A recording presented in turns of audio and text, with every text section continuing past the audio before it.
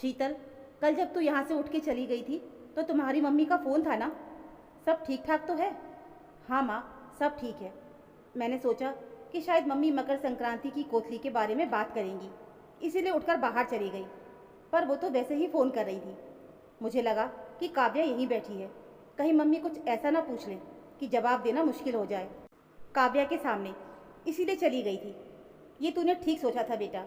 6 महीने हो गए पर काव्या आज भी असमय गए माता पिता के सदमे से बाहर नहीं आ पाई। हुआ भी बुरा ही, कोई भाई बहन नहीं, चाचा ताऊ नहीं, माता पिता थे तो वो भी चले गए। जिस पर बीतती है वही जानता है। रसोई में चाय बनाती काव्या के कानों में सास और जेठानी की एक एक बात पड़ रही थी। रोकने के बावजूद भी वो अपने आंसुओं को रोक न सकी। जहाँ एक ओर गैस पर रखी चाय उबल रही थी, वहीं दूसरी ओर दिल में रह रह के वो भावनाएं उबाले मार रही थी, जिन्हें काव्या रोकने का प्रयास कर रही थी। 6 महीने पहले तक वो कितनी खुश थी। मम्मी पापा की दुलारी, इकलौती और ससुराल में सबसे छोटी शरारती काव्या। कहने के लिए तो बहू थी, पर इस घर की बेटी की कमी को उसने पूरा कर दिया था। सास ससुर तो क्या, उसकी एक पुकार पर जेठ जिठानी बड़े भाई भाभी की तरह उसके नाज नखरे उठाते थे।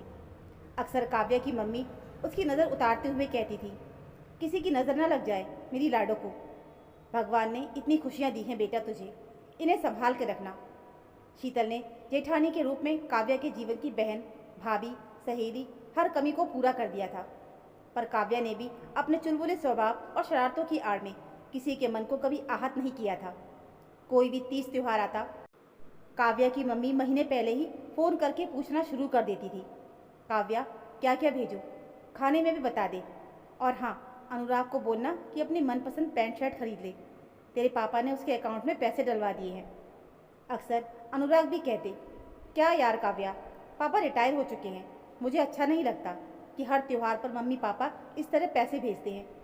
तो क्या हुआ, बच्चे मम्मी पापा से फरमाइशें नहीं करेंगे तो किससे करेंगे? कुछ नहीं होता, उनको अच्छा लगता है। काव्या बेटा, कहाँ रह गई? चाय नहीं बनी क्या? जा शीतल, देखना काव्या कहाँ रह गई।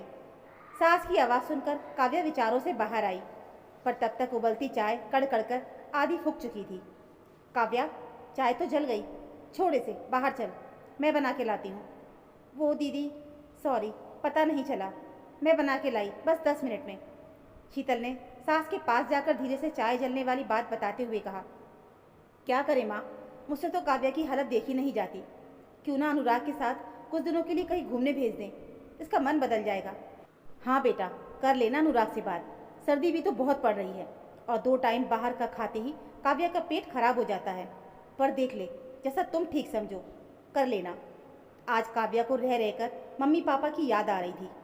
पिछले साल की ही तो बात है, जब मम्मी पापा लोहड़ी वाले दिन आए थे। गाड़ी से ढेर सारा सामान उतारते समय सौरभ भैया ने उसे छेड़ते हुए कहा था, आंटी जी, इस मंगती ने फरमाइशों की लिस्ट भेज दी होगी पक्का। पता नहीं इसका बचपना कब ख़त्म होगा, खामोखा आप लोग परेशान हुए। अरे वाह भैया, मेरे मम्मी पापा मेरे लिए नहीं खरीदेंगे तो किसके लिए खरीदेंगे? अरे बाबली, इतना सामान कैसे इस्तेमाल करेगी एक साथ? जब ज़रूरत हो तब खरीद लिया करना। सचमुच इस कोतली पर इतना सामान था कि पूरे पड़ोस में प्लेटें भर भर के बांटने पर भी महीने भर तक नाश्ता किया था। कौन जानता था कि मम्मी पापा अपने जिगर के टुकड़े के लिए आखिरी कोतली लाए हैं। याद आते ही काव्या की आंखों से झरझर आंसू बह निकले। और आज कुछ भी नहीं। 3-4 दिन बाद संक्रांति है, पर आज फरमाइशें पूछने वाले ही नहीं। वैसे तो ससुराल वाले उस पर जान छिड़कते हैं, उसकी छोटी बड़ी चीज़ का ख्याल रखते हैं, पर ना जाने क्यों वो अधिकार नहीं जो मम्मी पापा के सामने था। उसे मम्मी की बचपन में कही बात अक्सर अब याद आती है, जब वो छोटी सी चीज़ पाने के लिए पूरे घर को सिर पर उठा लेती थी और पापा उसी समय उल्टे पांव बाजार जाते थे। कर ले जितना परेशान करना है, जब हम नहीं रहेंगे ना। अरे तरस जाएगी तू। सुबह से ऑफिस गए पापा को फिर बाजार जाना पड़ा। तो क्या हुआ, मेरे ही तो पापा हैं, वो इतराते हुए कहती है। लोहड़ी के दिन सुबह सुबह ही शीतल के मम्मी पापा और भाई भाभी अचानक आने की आवाज़ से घर वाले स्तब्ध रह जाते हैं। उनकी नज़रें शीतल की ओर उठ गई। मुझे तो पता नहीं, ना किसी ने बताया। बेटा, इस बार रहने देते हैं। तुम्हारे मम्मी पापा या अकेला भाई आकर शगुन के लिए थोड़ा मीठा दे जाता तो ठीक रहता ना। तभी सबने देखा कि 2 फलों के टोकरे, 2 जगह मिठाइयों की पैकिंग, सूट, साड़ी, सबकी अलग अलग, वो भी 2-2 पैकिंग। शीतल दो दो जगह सामान देखकर थोड़ा सकपका सी गई।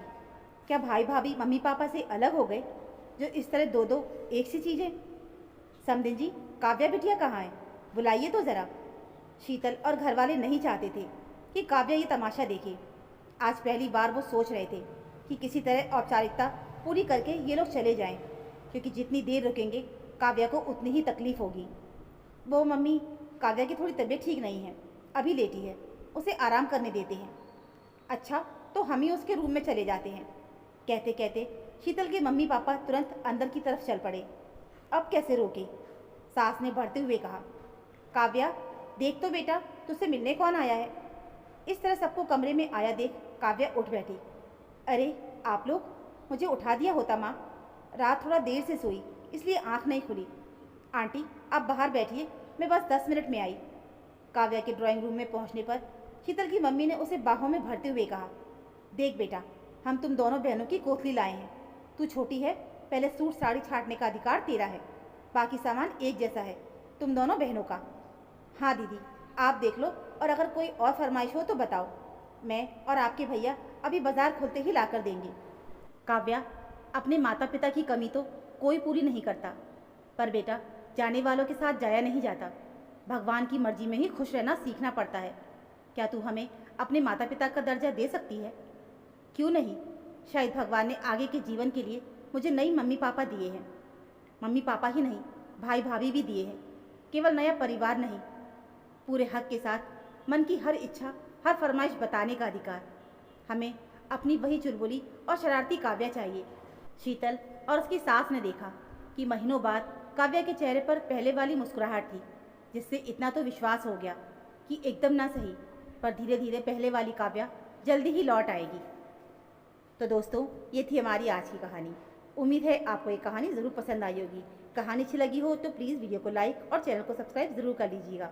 मिलते हैं फिर एक और नई कहानी के साथ, तब तक के लिए धन्यवाद।